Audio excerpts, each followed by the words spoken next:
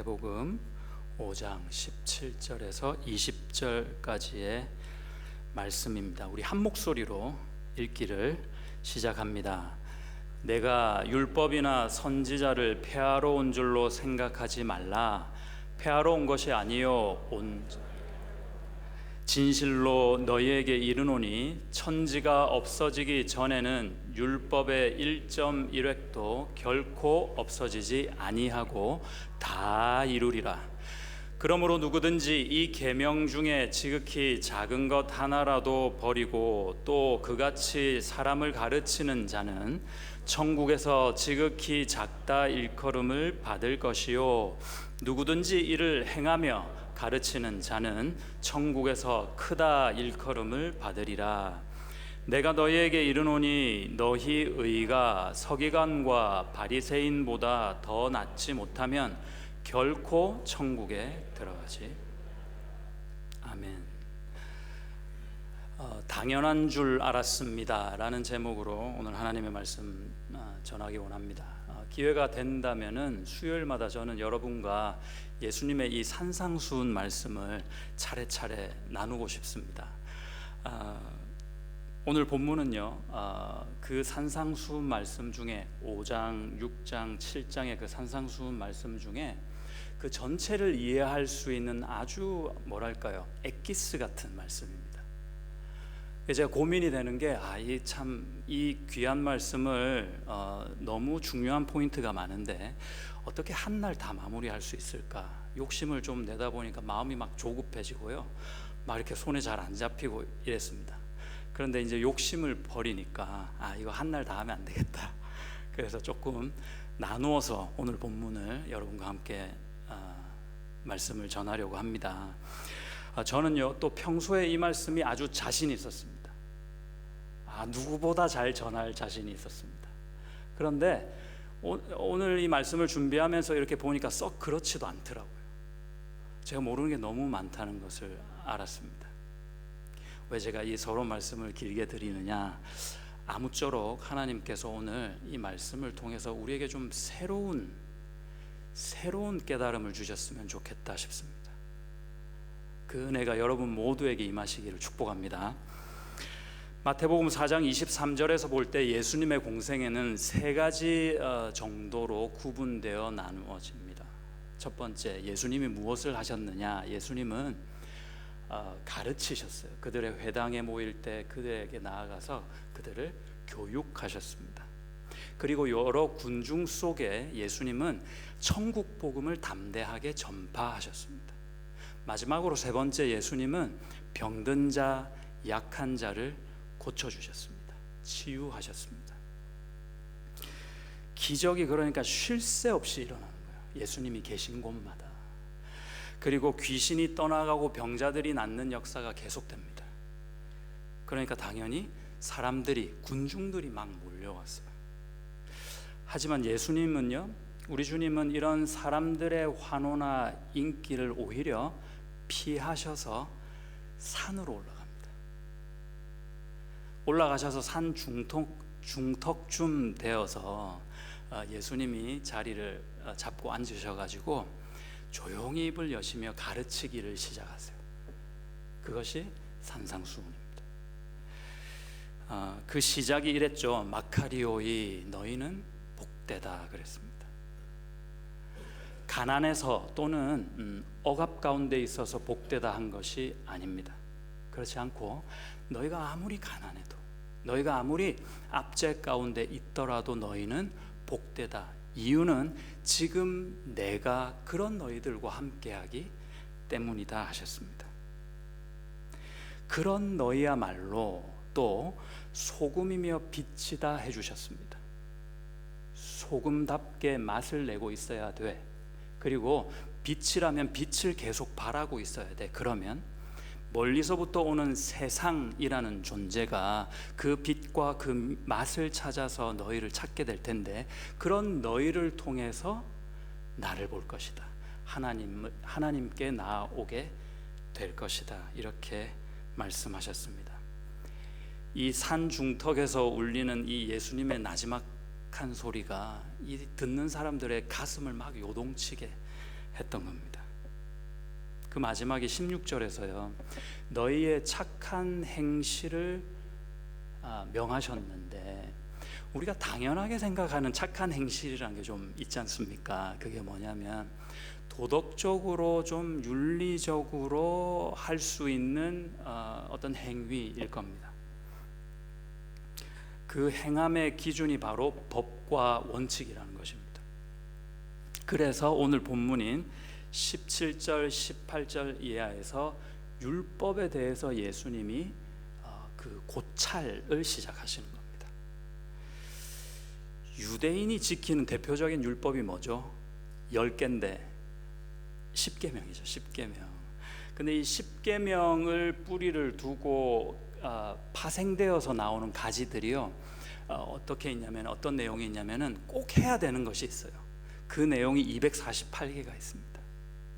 그리고 해서는 안 돼라고 명령하는 법이 365가지가 있습니다.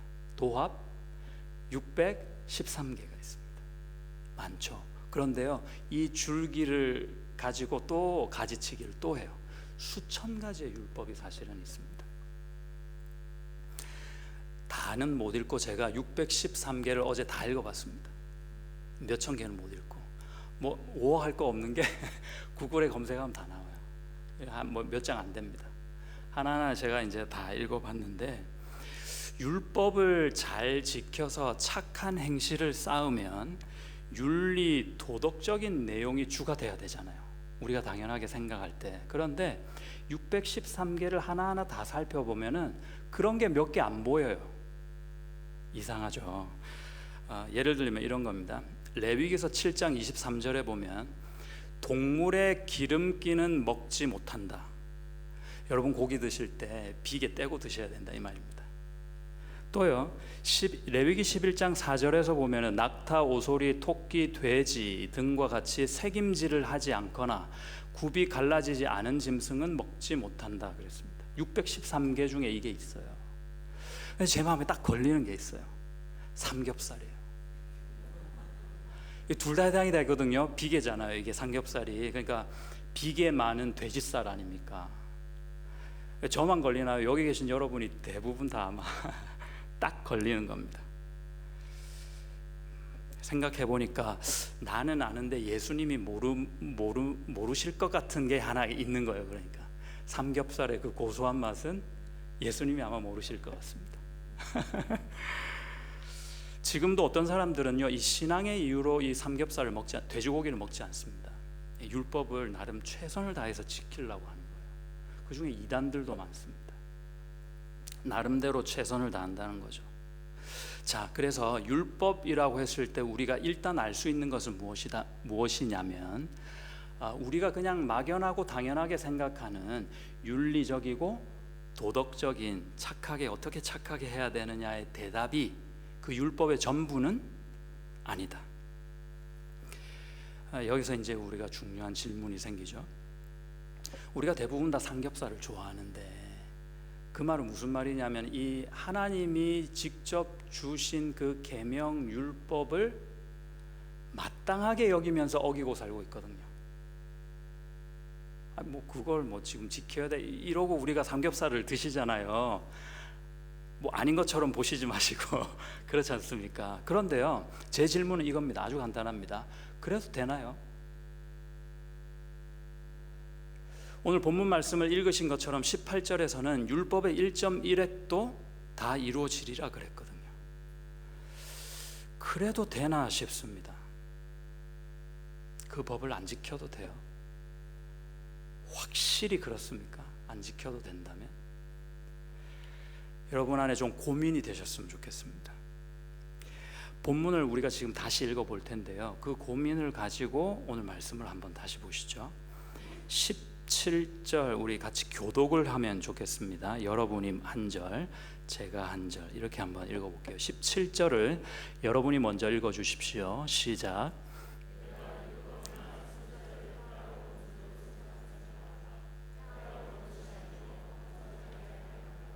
진실로 너희에게 이르노니 천지가 없어지기 전에는 율법의 1.1획 것도 결코 없어지지 아니하고 다 이루리라. 여러분이 19절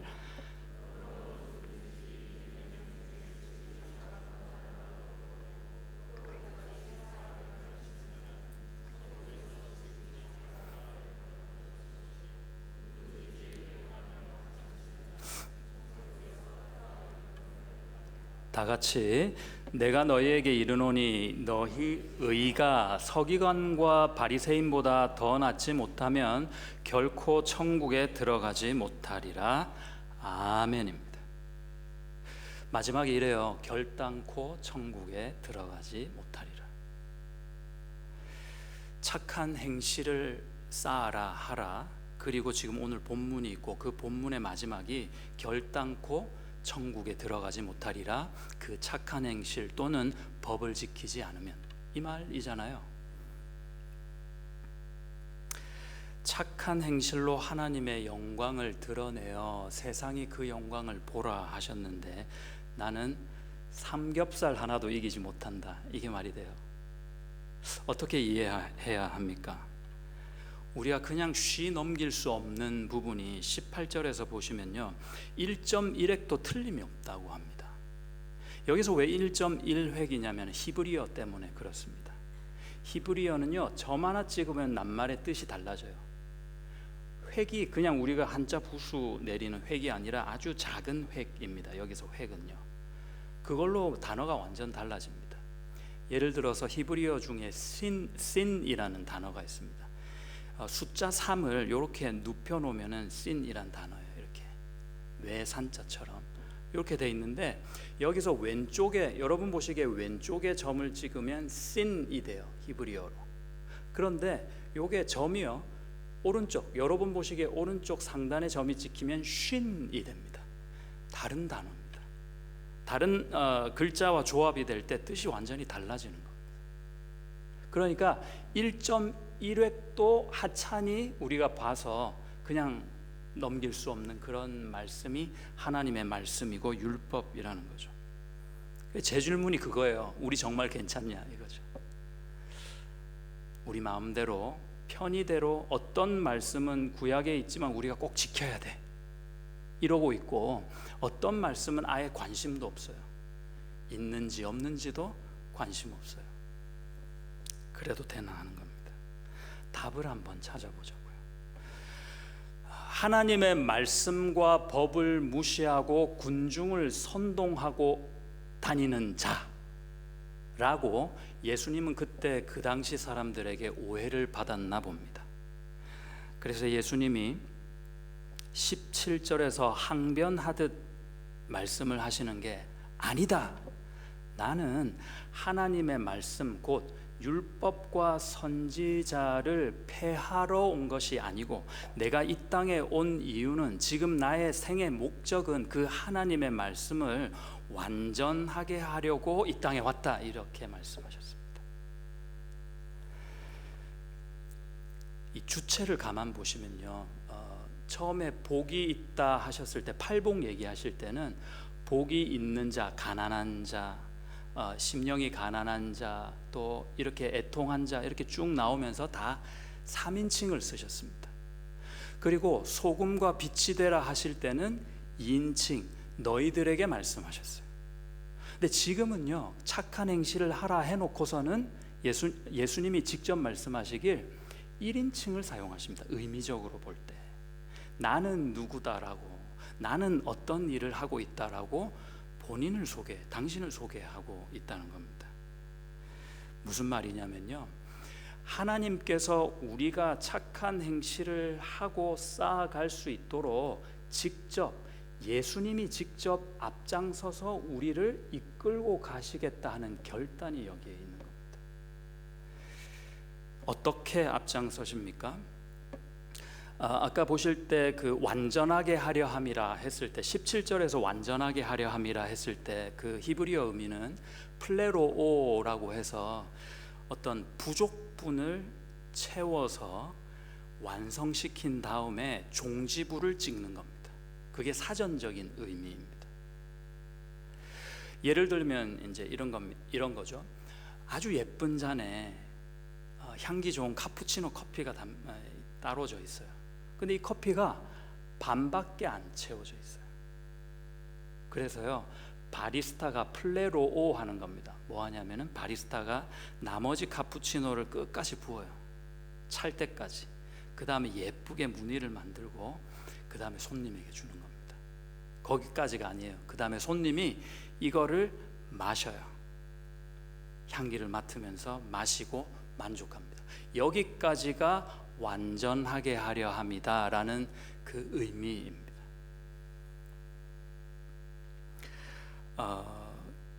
율법이라는 것이 그 정신과 뜻은요, 아주 선한 것입니다. 하나님이 처음 주실 때 아주 선한 의도로 목적을 가지고 우리에게 주셨거든요. 근데 이 문제는 이렇게 좋은 율법이 누구 손에 있어요? 죄인인 우리 사람들, 인간의 손에 있다는 거죠. 아무리 좋아도 죄인의 손에 있기 때문에 결국 그 죄인들을 묶고 사망에 이르게 하는 저주가 되었던 것입니다. 우리 민족에게 굳이 대입해 보자면 유교 같은 거겠죠. 그 정신은 우리가 잘 이어받았어요. 그래서 긍정적인 의미에서 우리 한민족의 민족성 속에는 유교가 뿌리 깊게 박혀 있습니다. 그런데요, 그 우리가 지금 오늘을 살면서 그 유학의 조문 하나하나를 지켜 살지는 않지 않습니까? 왜냐하면 역사를 통해서 이런 법들은 자꾸 갱신되고 보완되고 그 과정에서 폐기되고 새로운 법들이 자꾸 나오거든요. 더 좋은 법들이 나온단 말입니다. 그 좋은 법 안에서 우리가 살고 있는데 굳이 뒤돌아 옛법에 적용을 받아 나는 살 거야, 이건 이치에 안 맞는 얘기라는 거죠.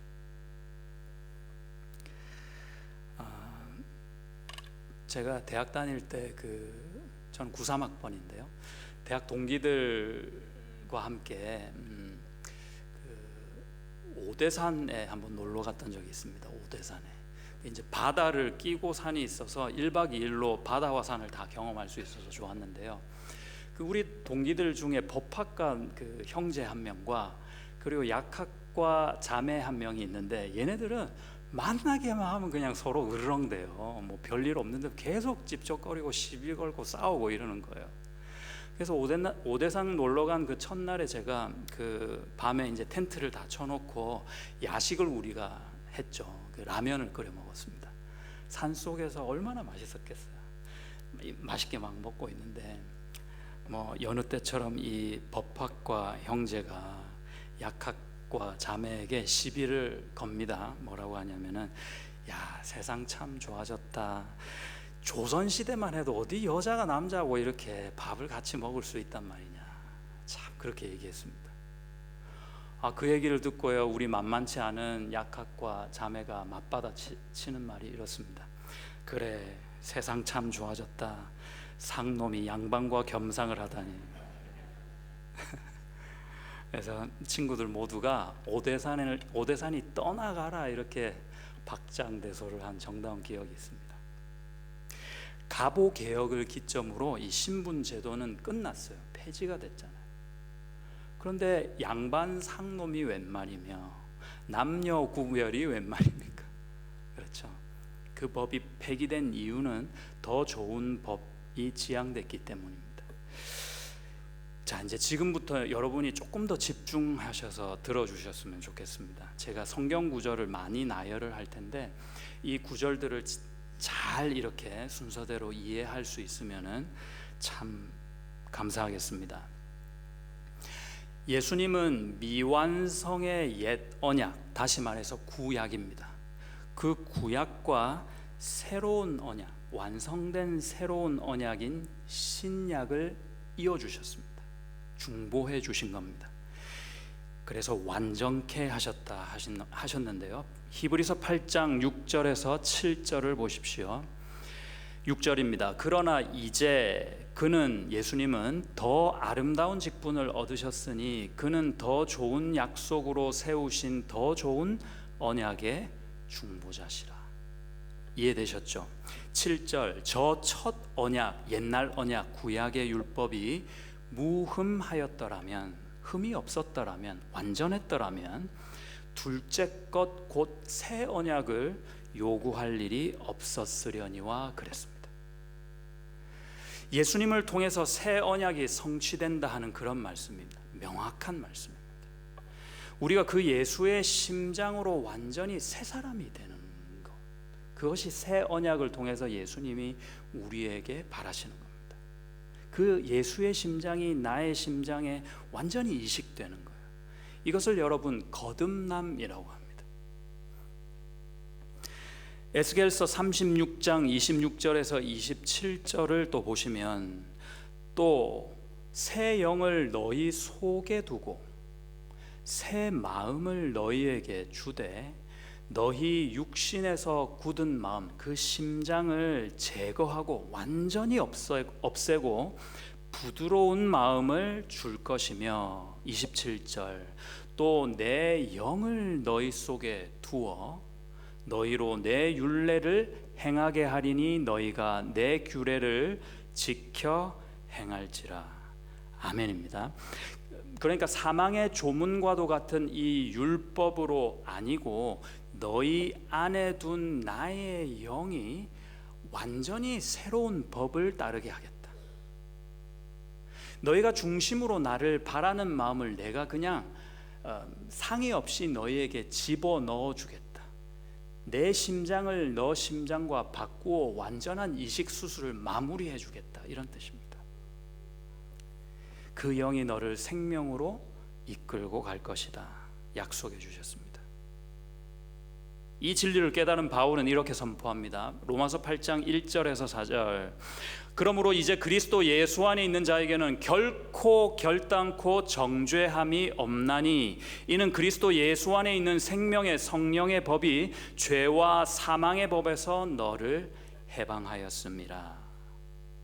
이때 죄와 사망의 법이라고 하는 것은 구약의 율법을 정확하게 지칭합니다. 그 죄와 사망이 구약의 율법에 어쩔 수 없는 결론이라면요, 생명의 성령의 법, 그 새로운 법은요 우리를 해방케 한다는 겁니다. 우리에게 생명을 주신다는 것입니다. 우리가 지금 이 법 안에서 이 법을 붙잡고 사는 그런 사람들입니다. 할렐루야. 여러분, 어떻게 이런 일이 가능하죠? 예수 그리스도께서 가능하게 하셨습니다. 3절 4절을 계속 이어서 보시죠. 율법이 육신으로 말미암아 연약하여 할 수 없는데 그것을 하나님은 하신다. 우리는 인간은 못하는데 하나님은 하신다라는 뜻입니다. 어떻게 하십니까? 곧 죄로 말미암아 자기 아들을 죄 있는 사람의 모양, 육신의 모양으로 이 땅에 보내신 후 그 육신의 죄를 정하사, 죄를 정했단 말은 그 육신을 입은 예수라는 아들 몸 가운데 세상 모든 사람들의 죄와 사망을 다 집어넣으셨다는 겁니다. 그래서 어떻게 될게요? 4절, 육신을 따르지 않고 그 영을 따라 행하는 우리에게 율법의 요구, 그 수많은 율법의 요구가 단번에 이루어지게 하려고 그러셨다. 아멘입니다. 그러니까 예수님은 우리의 모든 죄와 저주와 사망을 그 아들 예수 안에 다 꾸역꾸역 집어넣으신 다음에 나무 십자가에 붙이고 동여매어서 꼼짝 못하게 하시고는 그 아들과 그 아들 안에 있는 모든 죄와 저주와 사망 권세를 같이 소멸시켜버린 겁니다. 여러분, 이것이 십자가 사건입니다. 여러분, 저와 여러분은 그때 뭐 하고 계셨습니까? 어디에 계셨어요? 그 예수 안에 있었습니다. 같이 죽었습니다. 기억이 안 나십니까? 완전히 예수가 죽으셔서, 그래서 완전히 새롭게 살아나셨습니다. 예수가 부활하신 거예요. 그때 여러분은 또 어디 계셨어요? 그 안에 계셨죠. 예수님과 함께 있었잖아요. 이제 좀 기억이 나시죠? 할렐루야. 디모데후서 2장 11절을 보십시오. 미쁘다 이 말이요, 믿음직스럽다 이 뜻입니다. 믿음직스럽다 이 말씀이요, 어떤 말씀이냐? 우리가 주와 함께 죽었으면 또한 주와 함께 살 것이요. 아멘입니다. 혹시 여러분 중에 그러면 가만히 있어보자, 법 없이 살란 말인가? 이런 질문이 혹시 떠오르시는 분이 계신지 모르겠습니다. 법 없이 살란 말이 아니라 새로운 법을 붙잡으라 하시는 말씀입니다. 완전히 다른 얘기입니다. 율법에는요, 아까도 얘기했지만 세 가지 종류의 법이 있습니다. 613개라 해도 이 세 가지 범주에 다 들어가요. 여러분이 외우실 때 구약율법은 도시의이다 하고 외우시면 됩니다. 도는 뭐냐면 도덕법입니다. 시는요, 시민법입니다. 우리가 소위 민법이라고 부르는 거죠. 의는 뭐냐면 의식법이에요. 그러니까 도시의죠. 예수님이 그런 법은 쓸데없어, 자 여기 새 법 따라, 이게 아니라 그 율법에 남겨져 있는 그 고스란히 가지고 있는 그 정신, 하나님의 뜻과 목적을 그대로 안으시고 새로운 법으로 승화시켜 주시고 재편성해 주시고 새 법을 우리에게 주신 겁니다. 예수님께 질문을 했죠. 그 모든 율법 중에 제일 가장 큰 법은 무엇이냐 했더니 첫째 되는 계명이 뭐라고 하셨죠? 하나님을 사랑하라. 의식법은요, 다 하나님과의 관계입니다. 제사에 관계된 거니까. 자꾸 재물 가져와 가지고 피 뽑고 비계 떼고 불로 태워서 죄사함 받는 그런 거 말고 단번에 어린 양 되신 예수가 직접 재물 되신 겁니다. 그래서 한 번에 영원한 속죄를 이루신 거거든요. 예수님이 직접 행하시면서 그 법을 이루신 거예요. 구약의 율법을 완전케 하신 겁니다. 그리고 도덕법과 시민법은요, 어떤 법이죠? 두 번째, 그와 같으니 이웃을 사랑하라 하셨습니다. 그 법들이 예수님의 삶과 예수님의 말씀 가운데, 하나님의 약속 가운데 다 이루어진 겁니다. 하나님을 사랑하고 이웃을 사랑하라. 아멘이십니까? 문제는 뭐냐? 이게 너무 당연하게 들린다는 겁니다.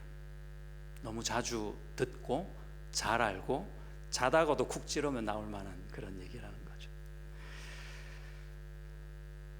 부부가 다투면요, 이런 대사가 종종 등장합니다. 내가 이날 이때까지 쎄 빠지게 뒷바라지 해줬더니, 여러분, 내가 그런데 당신에게 들을 수 있는 말이 뭐냐? 진지하게 나한테 고맙다는 말 한마디 해준 적 있냐고. 그래요. 근데 정말 그럴까요? 이렇게 얘기한 남편이요, 예를 드는 겁니다. 저희 집 얘기 이런 건 아닙니다. 잘 들어보세요. 남편이 늦은 밤까지 열심히 정말 일을 하고 귀가를 했어요. 근데 차려놓은 밥상에서 아내가 꾸벅꾸벅 졸고 있는 거예요. 그래서 남편이 들어오는 인기척에 이제 그 아내가 깨서 남편에게 묻습니다. 어떻게 저녁은 드셨어요? 그럽니다. 여러분, 여기 짧은 말 한마디에 이 마음의 소리가 있잖아요. 저녁은 드셨어요. 그 말이 무슨 말이냐면은, 늦게까지 처자식 먹여 살리느라고 참 고생이 많습니다. 고맙습니다, 내 남편. 남편들이 이 소리가 들릴 수 있어야 됩니다. 남편들의 마음과 귀에 이 아내의 소리가 들릴 수 있기를 축복드립니다. 저녁은 먹었냐는 아내의 말에 남편이 이렇게 대답하죠. 먹었지, 지금 시간이 몇 시인데. 들어가 편하게 자지 왜 이러고 있어. 자, 아내분들 어떤 소리가 숨어 있습니까?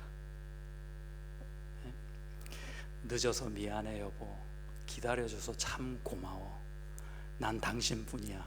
좀 길지만 이런 소리가 숨어 있다고요, 여러분. 아내들이여, 귀가 열릴지어다. 자녀들도 마찬가지예요. 사사건건 간섭하는 엄마의 잔소리가 좀 답답할 때가 있잖아요. 엄마가 뭘 하시냐면은, 차 잘 보고 다녀, 숙제는 했냐, 인사 잘하고 다녀라, 식기 전에 밥 좀 먹어라. 이걸 10글자로 다 통합할 수 있습니다. 너무너무 사랑한다 내 새끼, 사랑해 내 새끼. 이거의 다른 말이에요. 여러분, 남편이 가장이니 돈 벌어주는 것이 당연하지라고 생각되는 그 순간에 내 안에 아내로서 감사가 사라집니다. 집에서 뭐 그냥 대충대충 있는 게 뭐 대수롭다고, 이런 마음이 드는 순간에, 이게 너무 당연하게 느껴지는 순간에 서로에 대한 감사와 사랑은 식어집니다. 당연하지 않죠. 여러분은 예수님께서 나를 사랑하셔서 내 죄를 사하시려고 십자가 지셨다는 그것이 진심으로 믿어지세요? 여러분의 그 아멘이 뭐 예수님이니까 당연히 그렇지, 뭐 당연히 그렇게 하셔야지 라는 아멘이라면 곤란합니다. 당연한 게 아니에요. 그 많고 많은 사람 중에 나를 사랑하실 만한 이유가 원래 없으셨습니다. 뭐 그런 이유가 뭐가 있습니까? 그리고 나 때문에 죽기까지 하실 이유는 도대체 무엇입니까? 그렇지 않습니다. 사랑 외에는 설명이 안 됩니다. 이 은혜라는 것이요. 당연하지 않습니다.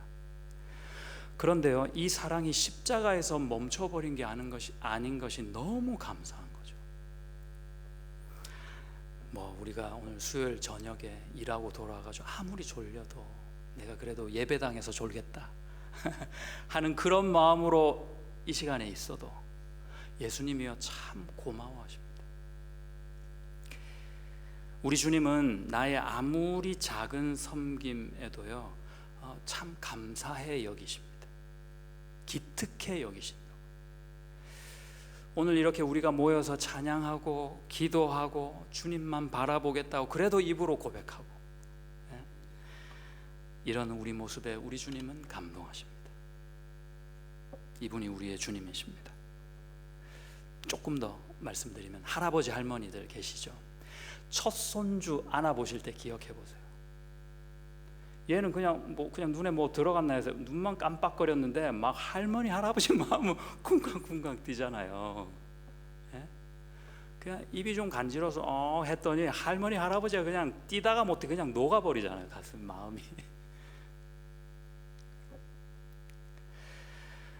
이 자리에 있는 우리 모두 남녀노소를 막론하고 우리 주님이요 그 할머니 그 할아버지의 마음의 손자, 그 손자를 대하는 마음보다 더하면 더했지 절대 덜하지 않을 겁니다.